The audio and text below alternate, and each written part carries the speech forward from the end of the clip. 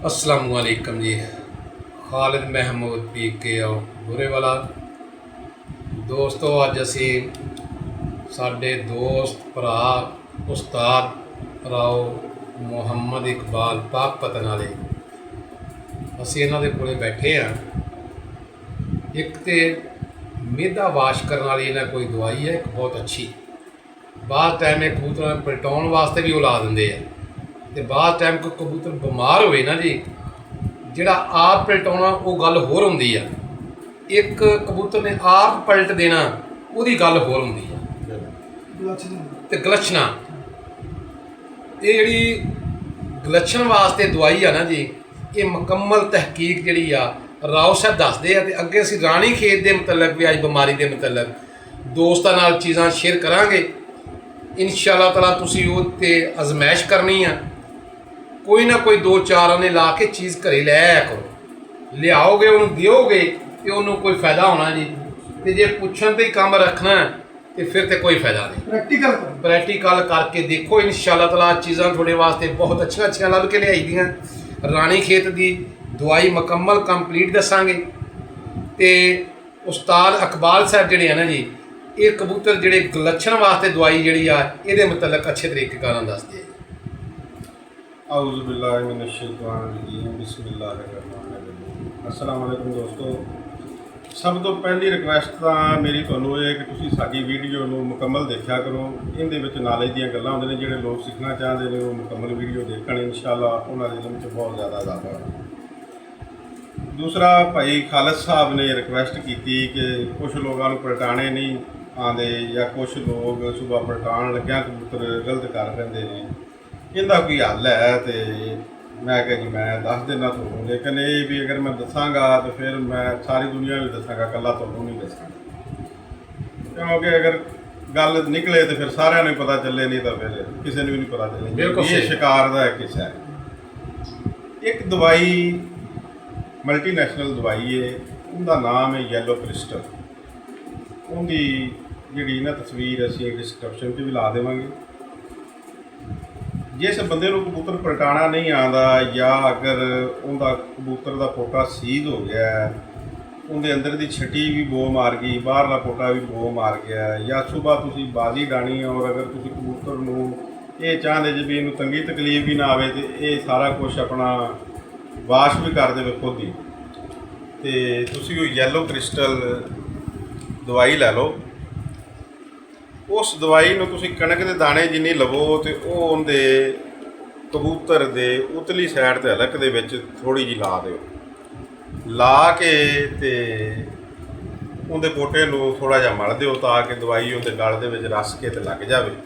तो कबूतर नूं लैदा जाली दे विच छड्ड दिओ। ठीक 2 मिनट तो बाद कबूतर गलछना शुरू कर देगा, सबज रंग का गंद निकलेगा अंदरली छट्टी का, तो अगर कोई मलाप मलूप होएगा वो भी बाहर कढ़ देगा गलछ के। कबूतर बिल्कुल वाश हो जाएगा। 10 मिनट तो बाद कबूतर इस तरह हो जाएगा कि उन्हें ना ही तो कुछ गलछिया है तो ना ही उन्हें कोई तंगी तकलीफ है, और बाजी के भी अपनी पूरी बर्बाद करेगा, उन्हें उस गलछन का कोई परेशानी नहीं आएगी। मतलब कि पोट साजी वाश कर लेगा, वाश कर देगा, अपने आप वाश कर देगा, उन्होंने कोई तंगी नहीं होएगी, लोड़ नहीं होएगी। उस तो बाद जो तुम देंगे जे अपना जो तरीकाकार है गोली पानी दे के आधा बाजी छड़ सकते, बाजी छड़ दो। ठीक हो गया साधन। मतलब ये जदीद है तरीका कबूतर नूं साफ भी ये उस बंदे वास्ते तुसीं सानू टिप दे रहे जिस बंदे कोल कबूतर पलटना नहीं आंदा उन्हां वास्ते, ये उन्हां वास्ते आ। ते नाले कबूतर जिहड़ा बीमार होया होवेगा भी ठीक हो जाएगा। हाँ, जिन्हों राणी खेत आ जे, पोटा रोक जे, जाम हो जे। मैं तो जिस दिन कबूतर बाजी उड़ के आ जाता है ना, हाँ जी, बाजी उड़े कबूतर की अंदर की छट्टी दे विच खुराक जिहड़ी जाम होई पई हुंदी, सड़ी पई हुंदी, गंदी जो उड़ के आने ना, हाँ अगले दिन मैं उस कबूतर नूं इस दवाई दे नाल वाश करना, वो आदी छट्टी भी कढ दिंदा, सारा कुछ बाहर कढ। मतलब कि अंदर वाली पोट हुंदी जिहड़ी उहदे विचों कई बंदियां कोलों साफ नहीं कीती जाती। नहीं, वो लोग जलाब जलूब दिंदे ने, नारदाने दा पानी, आलू बुखारा, रीड़ा रूड़ा, लेकिन वो काम निज़ामे निज़ाम वाला कि मेदे चों चीज़ां तड़ियां ते जामन, हाँ जी, तो फिर वो गिट्ठ दे विच निकलन। लेकिन ये जी चीज़ है ना, ये डायरैक्टली कबूतर के अंदरों ही बाहर कढ़ देंदी, बाहर कढ़ देंदी बड़ा ईजीली कबूतर को परेशानी नहीं बनती, ते प्रवास भी पूरी करेगा। हाँ, प्रवास इंशाल्लाह पूरी करेगा माशाल्लाह जी। खाल की आ जी राणी खेत की जिहड़ी आ बीमारी जदों किस वजह तो लग गई, वजह की हुंदी है? थोड़ी जी ਰਾਣੀ ਖੇਤ ਦੇਖੋ ਜੀ, ਇਹ ਜਿਸ ਵਕਤ ਜ਼ਿਆਦਾ ਬਿਮਾਰੀਆਂ ਆਉਂਦੀਆਂ ਨਾ, ਮੌਸਮ ਦੀ ਖਰਾਬੀ, ਬਾਰਿਸ਼ਾਂ, ਖੁੱਡੇ 'ਚ ਪਾਣੀ ਪੈ ਜਾਣਾ, ਆਪਸ ਬਣ ਜਾਣਾ, ਨਮੀ ਆ ਜਾਣੀ, ਜਰਾਸੀਮ ਪੈਦਾ ਹੋ ਜਾਣਾ, ਕੋਈ ਗੰਦਾ ਦਾਣਾ ਕਬੂਤਰਾਂ ਨੇ ਖਾ ਲੈਣਾ, ਇਹ ਰਾਣੀ ਖੇਤ ਉਸ ਨੂੰ ਆਖਿਆ ਜਾਂਦਾ। ਅਸਲ ਇਹਦਾ ਨਾਮ ਰਾਣੀ ਖੇਤ ਰੱਖਿਆ ਹੈ, ਲੇਕਿਨ ਇਹਦੇ 'ਚ ਹੁੰਦਾ ਇਹ ਕਬੂਤਰ ਦੋ ਮੇਦਿਆਂ ਵਾਲਾ ਜਾਨਵਰ ਹੈ। ਇੱਕ ਮੇਦਾਂ ਦਾ ਅੰਦਰ, ਇੱਕ ਬਾਹਰ ਹੈ, ਔਰ ਇਹਨਾਂ ਦੋਵਾਂ ਦੇ ਦਰਮਿਆਨ ਇੱਕ ਨਾੜ ਹੈ, ਬਰੀਕ ਜਿਹਾ ਪੈਰ। ਇਹ ਉਸ ਨਾੜ ਦੇ ਵਿੱਚ ਸੋਜ਼ਸ਼ ਪੈਦਾ ਹੋ ਜਾਏ, ਉਹ ਨਾੜ ਸੀਜ਼ ਹੋ ਜਾਏ, ਅੰਦਰ ਦੇ ਮੇਦੇ ਦਾ ਤੇ ਬਾਹਰ ਦੇ ਮੇਦੇ ਦਾ ਕਨੈਕਸ਼ਨ ਖਤਮ ਹੋ ਜਾਏ, ਉਹ ਹੁੰਦੀ ਹੈ ਰਾਣੀ ਖੇਤ। ਤੇ ਇਹ ਐਂਟੀ ਅਲਰਜਿਕ ਦਵਾਈਆਂ ਨਾਲ ਵੀ ਠੀਕ ਹੋ ਜਾਂਦੀ ਹੈ, ਤੇ ਕੋਈ ਵੀ ਜਿਹੜੀ ਐਂਟੀਬਾਇਓਟਿਕ ਹੈ ਅੱਛੀ, ਉਹ ਵੀ ਇਸ ਨੂੰ ਕਵਰ ਕਰ ਸਕਦੀ ਹੈ। ਕਬੂਤਰ ਜਾਂ ਪਰਿੰਦਾ ਜਾਨਵਰ, ਮੁਰਗਾ, ਕਬੂਤਰ ਕੁਛ ਵੀ ਉਹਦੀ ਵਧੀ ਹੋਵੇ ਤੇ ਉਹ ਚੀਜ਼ ਚੱਲ ਪੈਂਦੀ। ਇਹਨੂੰ ਚਲਾਉਣ ਵਾਸਤੇ ਜਿਹੜੀ ਚੀਜ਼ ਕਿਹੜੀ ਸਭ ਤੋਂ ਬੈਸਟ ਹੁੰਦੀ ਆ ਵੀ ਰਾਣੀ ਖੇਤ ਦੀ ਬਿਮਾਰੀ ਦੂਰ ਹੋ ਜਾਵੇ?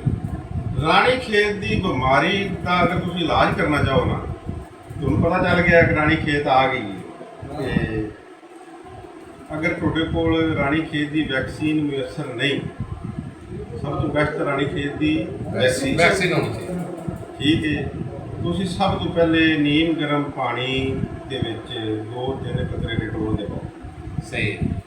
ਉਹ ਕਬੂਤਰਾਂ ਨੂੰ ਤੁਸੀਂ ਪਾਣੀ ਦੇ ਕੇ, ਡਿਟੋਲ ਵਾਲਾ ਪਾਣੀ, ਤੇ ਕਬੂਤਰਾਂ ਦੇ ਕੋਟ ਵਾਸ਼ ਕਰੋ। ਸਹੀ ਵਾਸ਼ ਕਰਕੇ ਉਹਨਾਂ ਨੂੰ ਝੱਟ ਤੇ ਪਾਓ ਤਾਂ ਕਿ ਉਹ ਥੋੜਾ ਰਿਲੈਕਸ ਹੋ ਜਾਵੇ। ਉਸ ਤੋਂ ਬਾਅਦ ਜਿਹੜਾ ਪੈਨਸਲੀਨ 5 ਲੱਖ ਦਾ ਇੰਜੈਕਸ਼ਨ ਹੈ ਜੀ, ਇਹਦਾ ਤੁਸੀਂ ਇੱਕ ਪਾਊਡਰ ਲਵੋ, ਤੇ ਪਾਊਡਰ ਲੈ ਕੇ ਉਹਨੂੰ ਤੁਸੀਂ 5 cc ਗ੍ਰੇ ਵਾਟਰ ਦੇ ਵਿੱਚ ਮਿਕਸ ਕਰਕੇ ਉਹਦੇ ਤੁਸੀਂ 10-10 ਕਤਰੇ ਜਿਹੜੇ ਨੇ ਉਹਨਾਂ ਕਬੂਤਰਾਂ ਦੇ ਦਿਓ, ਜਿਹਨਾਂ ਦੇ ਰਾਣੀ। ਇਹ ਉਸਤਾਦ ਮੁਹਤਰਮ ਸ਼ਾਮ ਟਾਈਮ ਦੇਣੇ ਜਾਂ ਸਵੇਰ ਟਾਈਮ ਦੇਣੇ? ਜਿਸ ਮਰਜ਼ੀ ਦੇ ਲਓ, ਜਿਸ ਟਾਈਮ ਮਰਜ਼ੀ ਦੇ ਦਿਓ। ਜਦੋਂ ਪਰਿੰਦਾ ਬਿਮਾਰ ਹੋ ਗਿਆ ਤਾਂ ਫਿਰ ਟਾਈਮ ਦਾ ਇੰਤਜ਼ਾਰ ਕਰਨਾ ਇਹ ਕੋਈ ਮਾਇਨੇ ਨਹੀਂ। ਠੀਕ ਹੋ ਗਿਆ। ਐਮਰਜੈਂਸੀ ਹੈ ਤੇ ਐਮਰਜੈਂਸੀ ਦੇ ਵਿੱਚ ਮੈਡੀਸਨ ਹੀ ਕੰਮ ਆ। ਹਾਂਜੀ ਹਾਂਜੀ। ਤੇ ਉਸ ਨੂੰ ਇੰਜੈਕਟ ਕਰਨ ਵਾਸਤੇ ਤੁਸੀਂ ਵਿਟਾਮਿਨ B12 ਠੀਕ ਹੋ ਗਿਆ, ਦਾ ਇੰਜੈਕਸ਼ਨ ਤੇ ਟੈਲੋਪੀਨ ਦਾ ਇੰਜੈਕਸ਼ਨ ਦੋਵੇਂ ਲਾ ਕੇ ਮਿਕਸ ਕਰਕੇ ਇੱਕ ਪੁਆਇੰਟ ਜਿਹੜਾ ਨਾ ਕਬੂਤਰਾਂ ਨੂੰ ਤੁਸੀਂ ਲਾ ਦਿਓ, ਤੇ ਇਨਸ਼ਾਅੱਲਾ ਅੱਧੇ ਘੰਟੇ ਪੌਣੇ ਘੰਟੇ ਦੇ ਵਿੱਚ ਕਬੂਤਰ ਬਿਠਾ ਮਾਰਨੇ ਸ਼ੁਰੂ ਕਰ ਦੇਣਗੇ, ਚੱਲ ਪੈਣਗੇ। ਕੀ ਬਾਤ, ਮਾਸ਼ਾਅੱਲਾ ਜੀ, ਬਹੁਤ ਅੱਛੀ ਟਿਪ ਆ ਜੀ। ਦੋਸਤ ਵੀ ਦੱਸਦੇ ਆ, ਤਰੀਕੇਕਾਰ ਵੀ ਦੱਸਦੇ ਆ।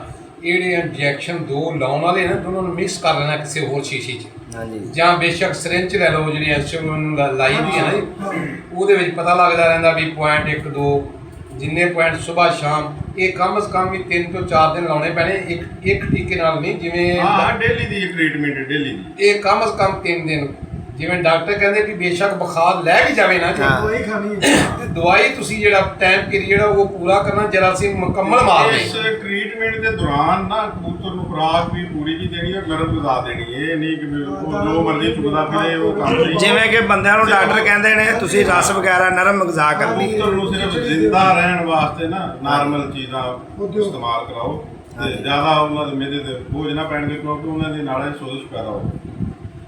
ਚੀਜ਼ ਯਾਰ ਆਓ ਸਾਹਿਬ, ਅੱਲਾਹ ਤਾਲਾ ਦੇਖੋ ਜੀ, ਮੇਰੇ ਕੋਲ ਕਬੂਤਰ ਵੀ ਬਹੁਤ ਕੰਮ ਹੁੰਦੇ ਆ, ਐਂਟਰੀ ਵੀ ਮੈਂ ਆਪਣੇ ਨਾਂ ਦੀ ਕਰਾਉਣਾ ਹੈ, ਤੇ ਕਬੂਤਰ ਵੀ ਮੰਗ ਕੇ ਛੱਡ ਲਈਦੇ ਆ, ਲੋਕ ਵੀ ਛੱਡਦੇ ਆ। ਜਿੱਥੇ ਅਸੀਂ ਛੱਡਦੇ ਸਾਨੂੰ ਅੱਲਾਹ ਤਾਲਾ ਇੱਜ਼ਤ ਦੇ ਦਿੰਦਾ। ਬਿਲਕੁਲ ਜੀ, ਅੱਲਾਹ ਤਾਲਾ ਨੇ ਇੱਜ਼ਤ ਦੇਣੀ ਹੁੰਦੀ ਹੈ, ਕਿਸੇ ਬੰਦੇ ਦੇ ਵਾਸਤਾ ਰੋਗ ਨਹੀਂ। ਕਬੂਤਰ ਮੈਚਾਂ ਦੇ ਵਿੱਚ ਹੀਰੋ ਕਬੂਤਰ ਵੀ ਛੁੱਟਦੇ ਨੇ, ਜਿਨ੍ਹਾਂ ਦੇ ਬਾਰੇ 'ਚ ਲੋਕਾਂ ਦਾ ਜ਼ਿਹਨ ਹੁੰਦਾ ਵੀ ਇਹਨਾਂ ਨੂੰ ਕਿਹਨੇ ਜਿੱਤਣਾ। ਪਰ ਜਦੋਂ ਰੱਬ ਨੇ ਇੱਜ਼ਤ ਦੇਣੀ ਹੁੰਦੀ ਹੈ ਨਾ, ਰੱਬ ਨੇ ਜਦੋਂ ਕਿਸੇ ਨੂੰ ਇੱਜ਼ਤ ਦੇਣੀ ਉੱਤੋਂ ਨਹੀਂ ਆਉਂਦੇ। ਬਿਲਕੁਲ ਸਹੀ ਗੱਲ, ਉਹ ਟਾਈਮ ਨਾਲ ਹੀ ਹੱਥ ਜਾਂਦੇ ਨੇ। ਕੋਈ ਸ਼ੱਕ ਨਹੀਂ। ਠੀਕ ਹੈ, ਜਾਂ ਕੁਛ ਕਾਰੀਆਂ ਦੇ ਹੱਥੋਂ ਗਲਤੀ ਹੋ ਜਾਂਦੀ, ਕਬੂਤਰ ਬਹਿ ਜਾਂਦੇ ਨੇ। ਇਹ ਸਭ ਨਸੀਬ ਦੀ ਗੱਲ ਹੈ। ਨਸੀਬ ਮੇਰਾ ਜਿਹੜਾ ਆਪਣਾ ਜ਼ਿਹਨ ਆ ਨਾ ਜੀ, ਕਿ ਆਦਮੀ ਦਾ ਅੰਦਰ ਦੋਸਤਾਂ ਨਾਲ, ਉਸਤਾਦਾਂ ਨਾਲ, ਭਰਾਵਾਂ ਨਾਲ ਅਗਰ ਮੁਖਲਿਸ ਆ ਨਾ, ਤੇ ਉਹ ਲਾਜ਼ਮੀ। ਹਾਂਜੀ, ਅੱਲਾਹ ਤਾਲਾ ਫਤਿਹ ਦੇ। ਤੇ ਜੇ ਉਹਦੇ ਦਿਲ ਦੇ ਵਿੱਚ 2 ਨੰਬਰੀ ਆ ਨਾ, ਉਹਨੂੰ ਫਿਰ ਫਤਿਹ ਨਹੀਂ, ਉਹ ਨਹੀਂ ਪਤਾ ਉਹਨੂੰ ਹੁੰਦਾ ਕੁਛ ਵੀ। ਉਹ ਸੋਨੇ ਦਾ ਛੱਡ ਲਵੇ। ਹਾਂਜੀ, लो जी, खालिद महमूद पी के और बुरे वाला हम बनेंगे आप दोस्तों की आवाज़। अल्लाह हाफिज़।